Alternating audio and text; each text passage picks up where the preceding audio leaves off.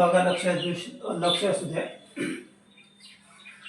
आता आपल्याला 10वीचा पार्ट 2 म्हणजे ज्याला आपण भूमिती जॉमेट्री असं म्हणतो, दोन्ही मीडियम मराठी असो इंग्लिश असो, सिमिलॅरिटी समरूपता क्लास 10 पार्ट सेकंड म्हणजे 2 हे करायचं. बघा, हे आपलं यूट्यूब चॅनल आहे गावरान मास्तर यशोदा कोचिंग क्लासेस. त्याला जास्तीत जास्त लाईक करा, सबस्क्राईब करा आणि शेअर करा, जेणेकरून तुम्हाला व्हिडिओ लवकरात लवकर येऊन जातील, कारण की आपलं सिरीज वाईज व्हिडिओ चालू आहे. बघा, आता सिमिलॅरिटी समरूपता आपल्याला शिकायचं आहे. आता याच्यामध्ये बघा, दोन त्रिकोणांच्या क्षेत्रफळांचे गुणोत्तर, ratio of areas of two triangle. आता दोन त्रिकोणांच्या क्षेत्रफळांचे गुणोत्तर शिकायचं आहे, ratio of areas of two triangle. आपल्याला माहिती आहे फॉर्म्युला काय आपला, एरिया ऑफ दिस ट्रायंगल, नाव घे सपोज ABC. फॉर्म्युला काय, 1/2 इंटू बेस इंटू हाईट. किंवा त्रिकोणाचे क्षेत्रफळ बरोबर 1/2 गुणिला पाया गुणिला उंची. हा फॉर्म्युला आहे आणि हा फॉर्म्युला तुमचा सर्वांचा या चॅप्टरसाठी पाठ पाहिजे. फॉर्म्युला पाठ एक्झाम्पल सोडता येईल, नाही तर येणार नाही. लक्ष देऊ. हा formula area of this triangle is equal to half into base into height. त्रिकोणाचे क्षेत्रफळ बरोबर 1/2 गुणिला पाया गुणिला उंची. तर बघा, आता या दोन त्रिकोणी क्षेत्रफळाचे गुणोत्तर काढायचं. इथे दोन त्रिकोण दिलेला आहे. एक त्रिकोण आहे ABC, दुसरा त्रिकोण आहे PQR. आता BC ला लंब परपेंडिक्युलर आहे AD, म्हणजे ती झाली त्याची हाईट. त्याचप्रमाणे QR ला परपेंडिक्युलर लंब आहे PS, ती झाली त्याची हाईट म्हणजे उंची. याचा पाया झाला BC, याचा पाया झाला QR, ज्याला आपण बेस असं म्हणतो. मग आपण सर्वात आधी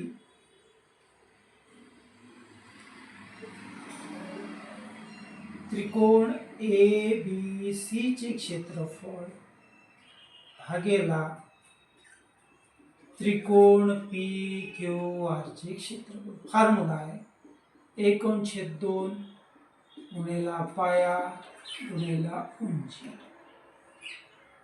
1/2 इंटू बेस इंटू हाईट. त्रिकोण area of this triangle ABC upon area of this triangle PQR. मग आता पाया हे सारखं आहे, कॅन्सल झालं. 1/2 राहिलं काय, पाया गुणिला उंची बेस इंटू हाईट, पाया गुणिला उंची. मग आता काय करणार आपण, बघा ABC याच्यामध्ये पाया म्हणजे खालचा काय BC, इथं BC इंटू गुणिला हाईट उंची ABC मध्ये. लक्ष द्या, आपण ABC चं सोडून हाईट काय उंची काय AD डिवाइडेड. तसंच area of this triangle PQR, त्रिकोण PQR चे क्षेत्रफळ बेस इंटू हाईट. PQR चा पाया काय QR, Q पासून R, आणि हाईट उंची काय PS. चालू सोड आपलं दोन त्रिकोणा क्षेत्रफळ म्हणजे काय आलं, पाया गुणिला 1/2 कॅन्सल झालं. म्हणून इथे दिला आहे दोन त्रिकोणांच्या क्षेत्रफळांचे गुणोत्तर हे त्यांच्या पाया व संगत उंची यांच्या गुणाकारांच्या गुणोत्तराएवढे असते. The ratio of the areas of two triangles is equal to the ratio of the products of their bases and corresponding heights. लक्षात असू द्या.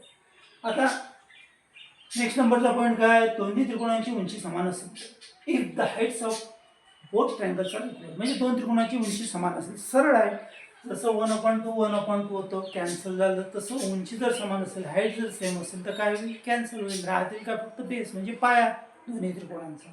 बघू आपण. पहिला त्रिकोण ABC चे क्षेत्रफळ भागेला त्रिकोण दुसरा त्रिकोण PQR चे क्षेत्रफळ. Area of this triangle ABC upon area of this triangle. Formula लिहून 1/2 बेस इंटू हाईट, 1/2 गुणिला पाया गुणिला उंची. कॅन्सल झालं. राहिलं काय, पाया गुणिला उंची, पाया गुणिला उंची. मग आता बघा, पाया ABC मध्ये पाया काय BC गुणिला उंची, उंची काय ABC मध्ये AD divide. P Q R मध्ये पाया काय क्यू आर म्हणून उंची काय पी एस. मग आता ए डी आणि पी एस ह्या दोन्ही ए बी सी ची उंची हाईट ए डी आहे, त्याला एच न डिनोट म्हणजे दर्शवलेलं आहे. पी क्यू आर या त्रिकोणाची उंची पी एस आहे, ती सुद्धा एच न डिनोट केलेली आहे म्हणजे दर्शवलेली आहे, आणि दोन्ही यांची हाईट काय सारखी आहे. त्याच्यामुळं आपण काय करणार B C into H divided by Q R into H. B C गुणिले एच कारण त्यांची हाईट सारखी असेल. याची 4 सेंटीमीटर असली तर याची 4च आहे, याची 5 असली याची 5 आहे, याची 2 असली याची 2. कॅन्सल होईल सरळ आणि कॅन्सल म्हणजे राहिलं काय फक्त बी सी डिवायडेड बाय. म्हणजे ज्या वेळेस हाईट सेम राहते म्हणजे H one is equal to H two that is काय होते मग बी वन अपॉन. म्हणजे जर हाईट सारखी असेल तर फक्त काय राहते त्यांचा बेस म्हणजे त्यांचे पाया, पहिल्या त्रिकोणाचा पाया भागलेला दुसऱ्या त्रिकोणाचा पाया. मग याच्यावरून दिल्या समान उंची असलेल्या त्रिकोणांची क्षेत्रफळे त्यांच्या संगत पायांच्या प्रमाणात असतात. The ratio of the areas of two triangles with equal heights is equal to the ratio of their corresponding bases. फक्त त्यांचे पाया राहणार बेसिस. पहिल्या त्रिकोणाला B1 देऊ, दुसऱ्या त्रिकोणाला B2 झालं. पहिल्या त्रिकोणाचा बेस B1, दुसऱ्या त्रिकोणाचा B2. तुम्ही एवढे असते लक्षात असेल. त्यानंतर बघा दोन्ही त्रिकोणाचा पाया समान असेल तर if the base of both triangles are equal, त्यांचा पाया त्यांचा बेस जर सेम असेल सारखा असेल तर काय करायचं किंवा कसं सोडवायचं. दोन त्रिकोण आहे, एक आहे ए बी सी, याची हाईट आहे सी. दुसरा त्रिकोण आहे ए पी डी किंवा ए बी डी, याची हाईट उंची आहे P Q. Area of this triangle A B C divided by area of this triangle A P D. Half into base into height, 1/2 गुणिला पाया गुणिला उंची, 1/2 कॅन्सल, बेस इंटू हाईट पाया गुणिला उंची. मग आता एबीसीचा पाया आहे ए बी गुणिला एबीसीची उंची आहे सी डी डिवाइड. आता एबीबी पाया गुणिला एबीबीचा पाया सुद्धा आहे ए बी आणि उंची आहे पी क्यू. पायासारखा म्हणून कॅन्सल झाला, राहिलं काय C D divided by P Q. आणि त्याला सांगितलेलं आहे की बाबा सी डीला H1 दिला आणि पी क्यूला H2. मग याच्यावरून आपलं काय लक्षात येते की जर पायासारखा असेल तर काय होईल ते कॅन्सल, फक्त राहील काय दोन त्रिकोणांचं क्षेत्रफळांचं गुणोत्तर H1 अपॉन H2. म्हणजे पहिल्या त्रिकोणाची उंची भागेला दुसऱ्या त्रिकोणाची उंची.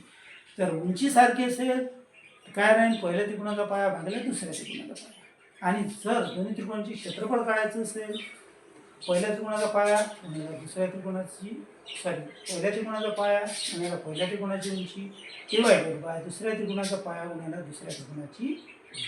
अशा पद्धतीने थेरम आहे. याच्यावर आपल्याला एक्झाम्पल, त्यामुळे काळजीपूर्वक अभ्यासा. बाकीचं आपण नेक्स्ट पार्टमध्ये बघू.